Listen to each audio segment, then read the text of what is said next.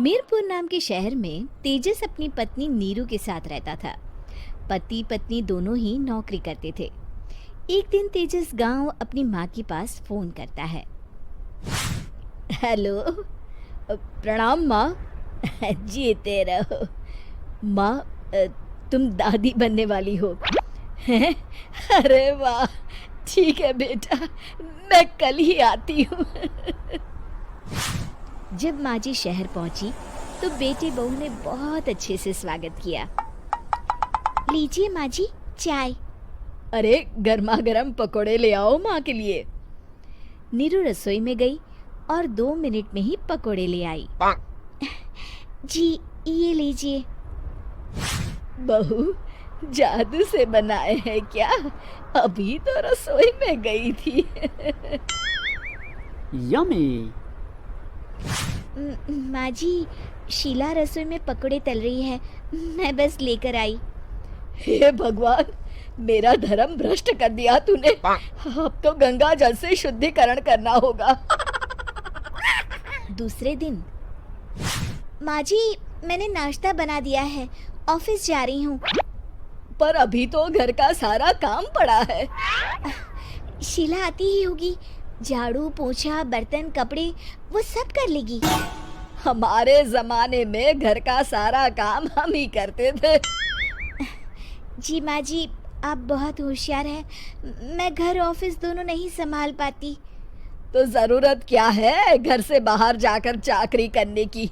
वैसे भी घर का काम खुद करने से घर में बरकत आती है, समझी? पर माँ जी।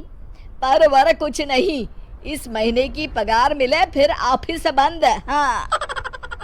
रात को नीरू तेजस से कहती है, सुनिए जी, माँ जी बोल रही थी कि मैं नौकरी छोड़ दूँ। वैसे ठीक ही तो है, अभी तुम्हें आराम की जरूरत है। फिर भी आराम कहाँ, शीला को छुड़ाने के लिए बोल रही थी। तो अब 24 घंटे में इतना काम तो कर ही सकती हो। पर जॉब पसंद है मुझे, घर पर मन नहीं लगेगा। अगले दिन जब दोनों ऑफिस के लिए निकल रहे थे, मेरी तो कोई कीमत ही नहीं है इस घर में। माँ जी, आजकल महंगाई बहुत है, रहन सहन भी बदल गया है, दोनों नौकरी करते हैं तभी ठीक रहता है। अच्छा, तू कहना क्या चाहती है? मेरा बेटा तुझे बिठा के खिला नहीं सकता? तू ही इस घर का खर्च चला रही है, हैं? नहीं माँ जी, मेरा वो मतलब नहीं था। मतलब खूब समझती हूँ, ये बाल धूप में सफेद नहीं किए मैंने। हाँ। अब तो ये रोज का काम हो गया था। तेजस भी रोज की झिकझिक से परेशान हो गया था। एक दिन उसने कहा, नीरू, वैसे भी तुम्हें मैटरनिटी लीव मिलने वाली है, तो अभी से ही छुट्टी ले लो। पर क्या, मेरी सैलरी अच्छी खासी है। आखिर नीरू ने रिजाइन कर दिया। जब बच्चा हुआ तो घर में सब बहुत खुश हुए। कुछ दिनों बाद तेजस फाइल देख रहा था। क्या हुआ तेजस, कुछ परेशान लग रहे हो? हाँ, वो हमारी जितनी सेविंग्स थी वो तो हॉस्पिटल में और छठी के फंक्शन में खत्म हो गई है नीरू। और अभी वैसे मंदी चल रही है तो मैं बोल रही थी कल मुन्ना को हेपेटाइटिस का टीका लगवाना है। नीरू, क्या पोस्टपोन नहीं कर सकते? नहीं जी, बिल्कुल नहीं।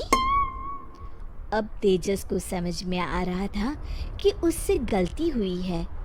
पैसों की कमी का असर घर के माहौल पर भी पड़ रहा था।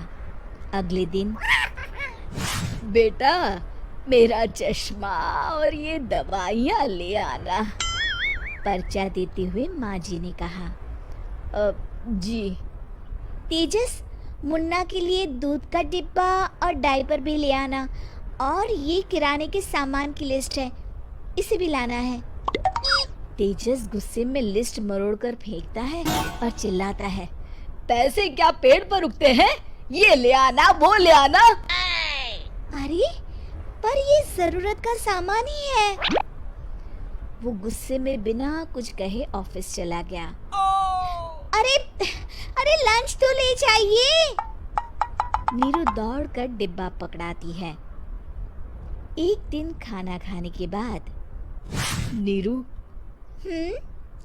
अब तो मुन्ना कुछ बड़ा हो गया, तो अब तुम वापस ज्वाइन कर लो ना जॉब।